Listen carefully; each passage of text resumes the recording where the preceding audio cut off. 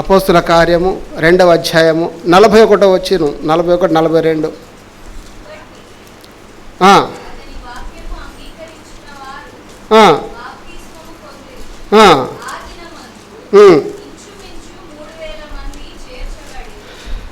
ప్రియులారా, ఇక్కడ వాక్యం ఏం సెలవిస్తుందంటే, అపోస్తులు దేవుని వాక్యాన్ని బోధిస్తూ ఉన్నప్పుడు ఏం చేశారంట? దేవుని వాక్యము ఎంతమంది అయితే అంగీకరించారో వాళ్ళందరూ ఏం చేశారంట? వాళ్ళ హృదయంలో దేవుని కార్యము జరిగింది. పేతురు గారు చెప్తుంటే ఒక్కొక్కరి హృదయం మార్చబడింది. ఇలాంటి నీతిమంతుడు నా సిలువ వేసింది, ఈయన నా అందరి కొరకు ప్రాణం బలిగా అర్పించింది. వ్యక్తిగతంగా వాళ్ళ హృదయాలను విమర్శ చేసుకున్నారు. నిజమైన రక్షణ యేసుక్రీస్తులోనే ఉన్నది అని అనుభవపూర్వకంగా తెలుసుకొని ఒకనాడు ప్రసంగిస్తే 3,000 మంది ప్రభువును సొంత రక్షకుడిగా అంగీకరించి బాప్తిసంలో పాల్గొన్నటువంటి వారు చేస్తున్నటువంటి రెండవ పని ఏంటంటే, సొంత రక్షకు అంగీకరించినటువంటి వాళ్ళు చేస్తున్నటువంటి పని అంటే వాళ్ళు అపోస్తుల బోధ అంటే ఒక సంఘంగా యూనిటీగా వాళ్ళు కూడుకుంటున్నారు. ఈరోజు మనం ఎట్లా 2 సంఘాల వాళ్ళు ఒక చోట కూడుకున్నామో ఇలాగా వాళ్ళు ఏం చేస్తున్నారంటే అపోస్తుల బోధ యందు, సహవాసమందు, ప్రార్థనలో ఎడతెక ఉన్నారు. ఇవన్నీ నేను జ్ఞాపకం చేసుకుంటా ఉంటే, ప్రభువాన్ని బలలో చేవేసే యోగ్యత నాకు ఉన్నదా? అపోస్తుల బోధలో నేను ఉన్నానా? సహవాసంలో నేను ఉన్నానా? ఈ సహవాసం సరిగ్గా లేను కదా, మరి ఎలా ప్రభు బలలో పాల్గొంటాను? ఆ చేర్చబడినటువంటి 3,000 మంది ప్రతిరోజు వాళ్ళు ఏం చేస్తున్నారంట? అపోస్తుల బోధ యందు, సహవాసమందు, రొట్టె విరుచుట యందు ఎడతెక ఉన్నారు కదా.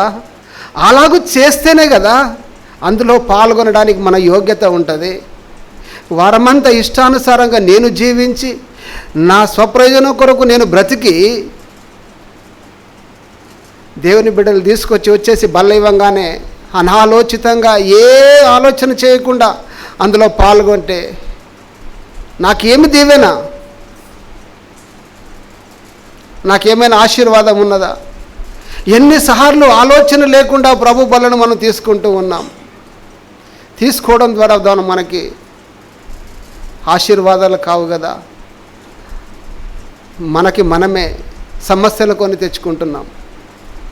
కొరింథీయులకు రాసిన 1 కొరింథీ రాసిన పత్రిక 11వ అధ్యాయము 27వ వచనం చూస్తే,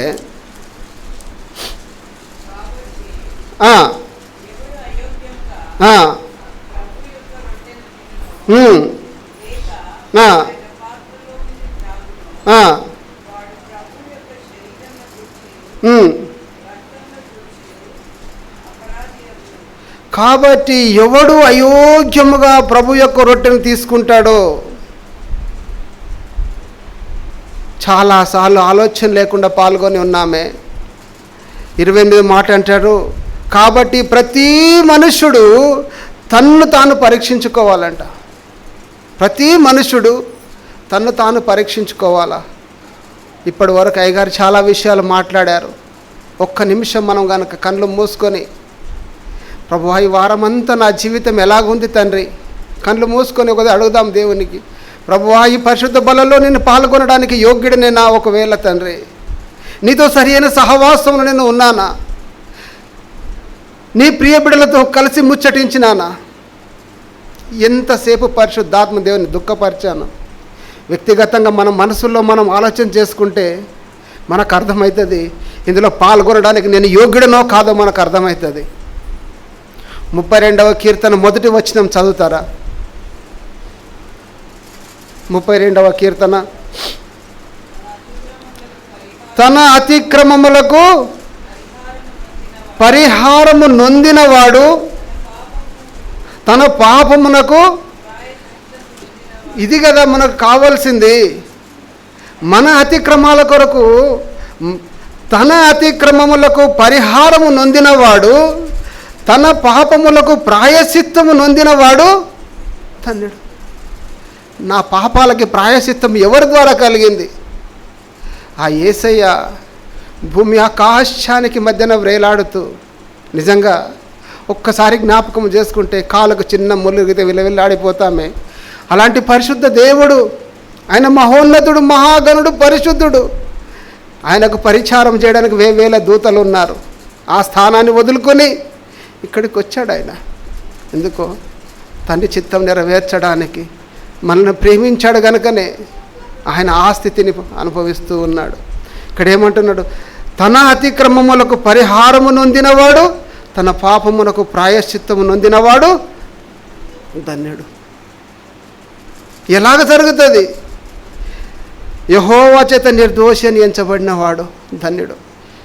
యెషయా గ్రంథం 53వ అధ్యాయం 5వ వచనం చూస్తే,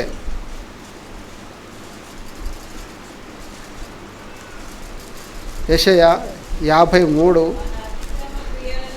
మన అతిక్రమ క్రియలను బట్టి అతడు గాయపరచబడెను, మన దోషములను బట్టి నలగొట్టబడ్డాడు కదా. మన సమాధానమైన శిక్ష ఆయన మీద పడింది కదా. ఒక్కసారి జ్ఞాపకం చేసుకుంటే, ఒక్కసారి దేవుని క్రియలు మనం జ్ఞాపకం చేసుకుంటే, ఎందుకు ఆ శిక్ష ఆయన మీద వేసుకున్నాడు అంటే మనం హ్యాపీగా ఉండడం కొరకు. మన అతిక్రమ క్రియలను బట్టి అతడు గాయపరచబడ్డాడు. గాయపరచబడ్డాడే మామూలు గాయం కాదు, అది చెప్పనలవి కానంత. ఒక్కోసారి యూట్యూబ్లో చూస్తుంటే కనిపిస్తూ ఉంటుంది, ప్రత్యక్షంగా మనం చూడలేదు కానీ చూపిస్తూ ఉన్నారు. ఆయనకు చేతులు ఇలా కట్టేసి కొడుతూ ఉంటే ఆ కుక్కెలకు తగిలి మాంసం లేచి వస్తూ ఉంటే ఎంత వేదన అనుభవించాడో తెలుసు. ఆయన తన కోసం కాదు, మనందరి కోసం ఆయన ఆ కల్వరి సిలువలో అంత వేదన అనుభవించిండు. ఇది మనం తీసుకుంటున్నటువంటి రొట్టె ఏదైతే ఉన్నదో, ఆయన మన కొరకు నలగొట్టబడ్డాడు. ఒక గోధుమ గింజ అది నలగొట్టబడ్డప్పుడు పిండిగా మారుతుంది. పిండిగా మారినప్పుడు దాన్ని పిసికి ముద్దగా తయారు చేసి దానికి రొట్టె పెనం మీద వేసి కింద మంట పెట్టి దాన్ని పెనం మీద వేసి ఒక పక్క కాల్చి ఇంకొక పక్క కాల్చి, అంటే అది ఆహారంగా మారడానికి దాని వెనకాల ఎంత శ్రమ ఉందో అర్థమవుతుందా ప్రియులారా? మన యేసయ్య మన కొరకు ఆ విధమైనటువంటి శ్రమలు అనుభవించి ఆయన మనకు ఉచితంగా ఇచ్చాడు. అనాలోచితంగా పాల్గొంటున్నామేమో, ఒకసారి ఇంతవరకు ఎలా కొన్నామో తెలియదు మనకి. ఇక్కడ అంటున్నా, తన అతిక్రమములకు పరిహారము నొందినవాడు, తన పాపమునకు ప్రాయశ్చిత్తము నొందినవాడు ధన్యుడు. మనకు ప్రాయశ్చిత్తం ఎవరి ద్వారా కాదు, మన అతిక్రమ క్రియలు బట్టి అతడు గాయపరచబడుతున్నాడు. మన దోషములు ఆయన మీద మోపబడుతూ ఉన్నది. మన సమాధానాల శిక్ష ఆయన మీద పడ్డది. ఆయన పొందిన దెబ్బల చేత మనకు స్వస్థత, విడుదల దేవుడు దయచేస్తూ ఉన్నాడు. మనసు పెట్టి ఆలోచన చేస్తే నిజంగా యోబు గ్రంథంలో దేవుడు సాక్ష్యం ఇస్తున్నాడు. ఒక మనిషి గురించి దేవుడు సాక్ష్యం ఇస్తున్నాడు. ఇతడు యథార్థవంతుడు, న్యాయవంతుడు, దేవునిందు భయభక్తులు కలిగి చెడుతనమును విసర్జించిన వాడు అని. అది కదా క్రైస్తవ జీవితానికి కావాల్సినటువంటి సాక్ష్యం. ఆ సాక్ష్యం మనం అందరం కలిగి ఉండాలి కదా. అలాంటి సాక్ష్యం కలిగినాడే ప్రభు యొక్క మరణ పునరుద్ధానానికి ఏదైనా అర్థం ఉంటుంది మనం జీవిస్తున్న జీవితానికి ప్రియులారా. ఎందుకంటే దేవుడు హెచ్చరిస్తూ ఉన్నాడు మనకు. 2వ కొరింథీయులకు రాసిన పత్రిక 13వ అధ్యాయం 5వ వచనంలో, 2వ కొరింథీ 13:5,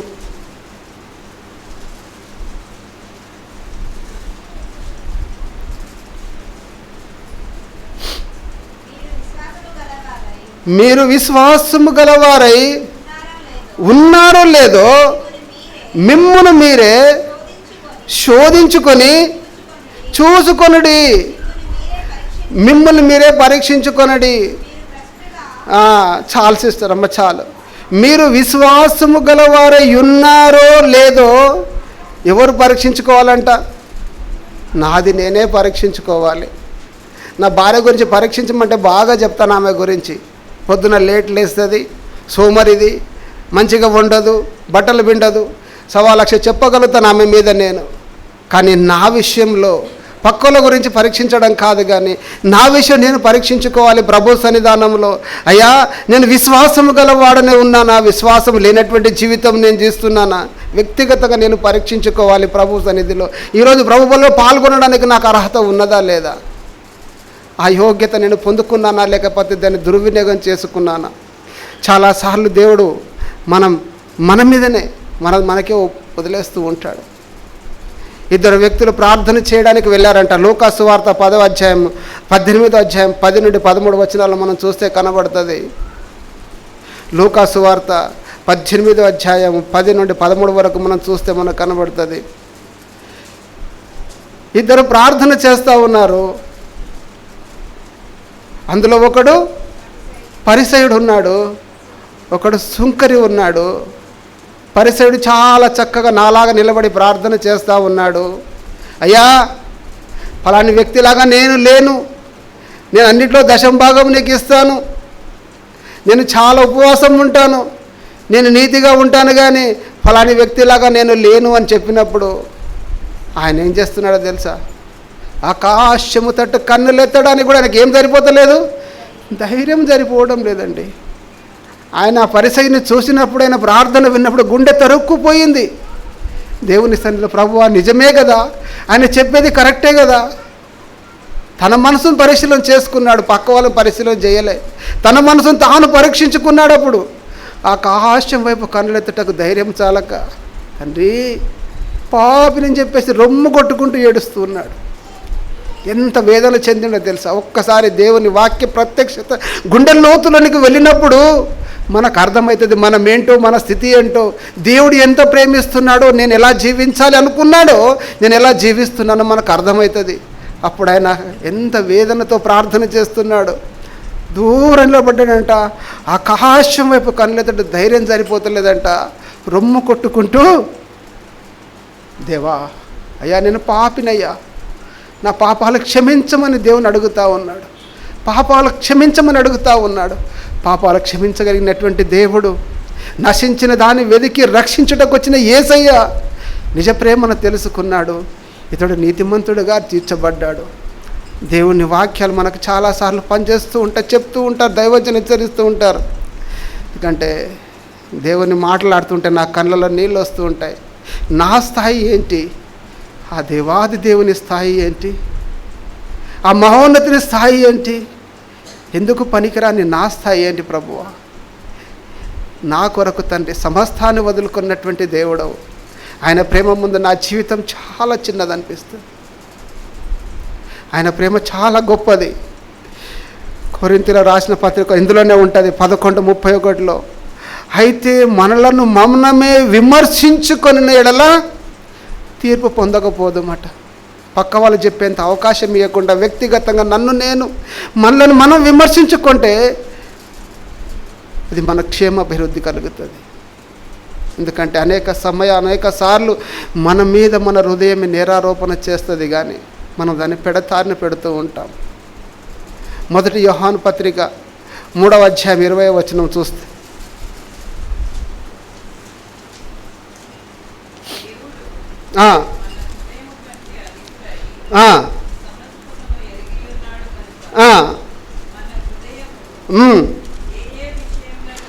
మన హృదయము ఏ ఏ విషయములలో